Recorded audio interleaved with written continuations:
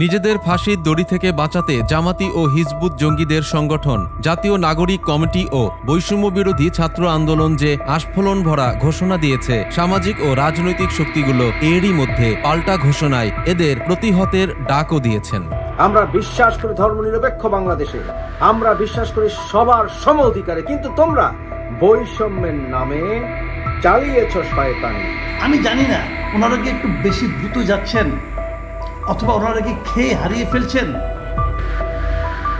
রোববার দুপুরে বাংলা মোটরে নিজেদের কেন্দ্রীয় কার্যালয়ে এক সংবাদ সম্মেলনে বৈষম্য বিরোধী ছাত্র আন্দোলনের আহ্বায়ক হাসনাত আব্দুল্লাহ বলেন, 31 ডিসেম্বর মুজিববাদী 72-এর সংবিধানের কবর রচিত হবে। ঘোষণাপত্রে আওয়ামী লীগকে বাংলাদেশে অপ্রাসঙ্গিক ঘোষণা করা হবে। বিতর্কিত সংগঠনটির সদস্য সচিব আরিফ সোহেল গণমাধ্যমকে বলেছেন, এই ঘোষণাপত্রে ব্যতিক্রম বেশ কিছু বিষয় থাকবে। জুলাই বিপ্লবের ঘোষণাপত্র বছরের শেষ দিন করা হলেও তা কার্যকর ধরা হবে গত 5 আগস্ট থেকে।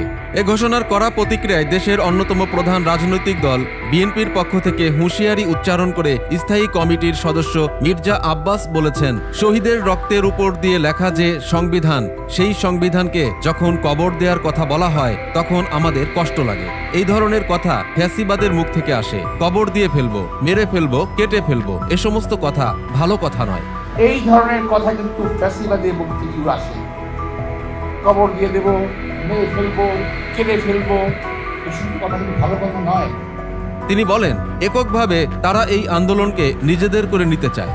বিএনপির 462 জন মারা গেছে, নিশ্চয়ই নেতৃত্বে একজন থাকবে, কিন্তু এককভাবে দাবি করা ঠিক না।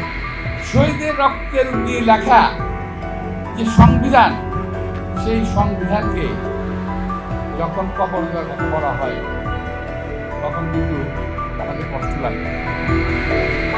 দলটির সিনিয়র যুগ্ম মহাসচিব রুহুল কবির রিজভী জামাতে ইসলামকে মুনাফেক আখ্যায়িত করে বলেন, 5 আগস্টের পর ইসলামী ব্যাংকগুলো আপনারা দখলে নিয়েছেন, আবার কোন মুখে বড় কথা বলছেন। তিনি জামাতকে তার 71-এর ভূমিকার কথাও স্মরণ করিয়ে দেন। আপনারা 71-এর বিরোধিতা করেছেন, আপনারা তো ইসলাম নিয়ে রাজনীতি করেন। ইসলাম মানে কি বারবার মুনাফিকি করা? তবে বিশ্বস্ত একাধিক সূত্র জানাচ্ছে, 31 আগস্ট হিজবুত তাহরির ও জামাতের নীল নকশায় তথাকথিত বিপ্লবী সরকার গঠনের যে তোড়জোড় দেখা যাচ্ছে তা কার্যকরণ চিহ্নিত করা গেছে। বিশেষ করে হিজবুত তাহরির নেতা নাসিমুল গনিকে স্বরাষ্ট্র সচিবের পদে বসানো সহ রাষ্ট্রের গুরুত্বপূর্ণ পদে উগ্রপন্থীদের নিয়োগ নিশ্চিতের পরই সমন্বয়কদের ভাষা পাল্টে যায়। অনেকেই এর সঙ্গে জুলাই আগস্টে লুট করা অস্ত্র, পাকিস্তান থেকে আনা অস্ত্র বিস্ফোরক এবং অসংখ্য জঙ্গিদের জেল থেকে মুক্তি দেওয়ার সঙ্গে ঘোষণাপত্রের সংযোগ দেখতে পাচ্ছেন। প্রশাসনের চলমান আন্দোলন, সামাজিক ও রাজনৈতিক অঙ্গনে উগ্রবাদীদের পরিচালিত সরকার সম্পর্কে বিরুদ্ধমত উচ্চকিত হওয়ার ফলে তড়িঘড়ি করে বিপ্লবী সরকার গঠনের এই উদ্যোগ নেওয়া হচ্ছে, জানাচ্ছেন অনেক নিরাপত্তা বিশ্লেষকই। তবে দেশের সংখ্যাগরিষ্ঠ মানুষ ও রাজনৈতিক দলগুলো এই ঘোষণাপত্রকে প্রত্যাখ্যান করে বলছে, যদি উগ্রবাদীরা বিপ্লবী সরকার গঠনের চেষ্টা চালায় তবে সেনাবাহিনীর সংখ্যাগরিষ্ঠ অংশ ক্ষমতা গ্রহণের প্রস্তুতি নিয়ে রেখেছে। আওয়ামী লীগ, বিএনপি সহ রাজনৈতিক দলগুলি একে সমর্থন জানাবে। সেক্ষেত্রে উপদেষ্টা পরিষদকে বরখাস্ত করে সকলকে গ্রেফতার করা হবে। সেই সঙ্গে গ্রেফতার অথবা গণধোলায় মৃত্যুমুখে পতিত হতে পারেন কথিত ছাত্র সমন্বয়ক ও তাদের সমর্থক উগ্রপন্থীরা। যদিও অন্তর্বর্তী সরকারের পক্ষ থেকে 31 ডিসেম্বরে জুলাই বিপ্লবের ঘোষণাপত্র ঘোষণাকে প্রাইভেট ইনিশিয়েটিভ বলে বর্ণনা করেছেন প্রধান উপদেষ্টার প্রেস সচিব শফিকুল আলম।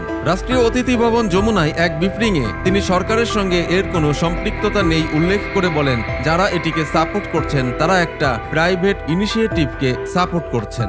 যারা এটাকে সাপোর্ট করছেন, এটা প্রাইভেট ইনিশিয়েটিভকে সাপোর্ট করছেন। এটার মধ্যে সর্বোপরি রাজনৈতিক ও গণমানুষের ঐক্যবদ্ধ প্রতিরোধে উগ্রবাদীদের মুক্তিযুদ্ধের সংবিধান বিরোধী বিপ্লবী সরকার গঠনের অপতৎপরতা কঠোরভাবে দমন করা সম্ভব বলেই মনে করছেন সংশ্লিষ্টরা। গুটিকতক হিজবুতি অনুসারী সেনাদের কাছে গোটা সেনাবাহিনী জিম্মি হতে পারে না, সেই প্রচারণাও বাহিনীর অভ্যন্তরে চলছে। পুলিশ, আনসার সহ অন্যান্য বাহিনীগুলো সেক্ষেত্রে এগিয়ে আসবে উগ্রপন্থীদের প্রতিরোধে, এমন সুনির্দিষ্ট তথ্য জানাচ্ছে দায়িত্বশীল সূত্রগুলো। প্রিয় দর্শক, সমকালীন সব চমৎকার খবর ও বিশ্লেষণ দেখতে সাবস্ক্রাইব করুন আমাদের চ্যানেলটি।